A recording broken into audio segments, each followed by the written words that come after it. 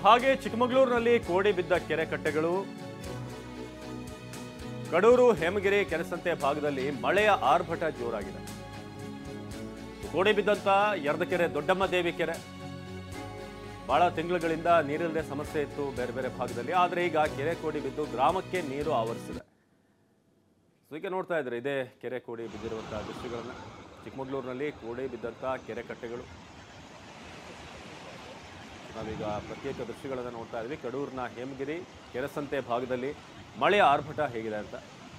ಭಾಳಷ್ಟು ಕಡೆ ಗಾಳಿ ಮಳೆ ಬಂದಿರುವ ಕಾರಣ ಈ ವಿದ್ಯುತ್ ಕಂಬಗಳಿರ್ಬೋದು, ಮರಗಳು, ಹಾಗೆಯೇ ಬಯಲು ಪ್ರದೇಶ, ಇದು ಒಂದಷ್ಟು ಚಿಕ್ಕಮಗಳೂರಿನ ಈ ಬಯಲುಸೀಮೆಯ ಪ್ರದೇಶ, ಅಲ್ಲಿ ಹೆಚ್ಚಿನ ಮಳೆ ಆಗ್ತಿದೆ. ಈಗ ಕಡೂರು ಭಾಗದಲ್ಲಿ, ಕಡೂರು ಬೀರೂರು ಈ ಭಾಗದಲ್ಲಿ ಕೋಡಿ ಬಿದ್ದಂಥ ಕೆರೆಕಟ್ಟೆಗಳನ್ನು ನೋಡ್ತಾ ಇದ್ದೀವಿ.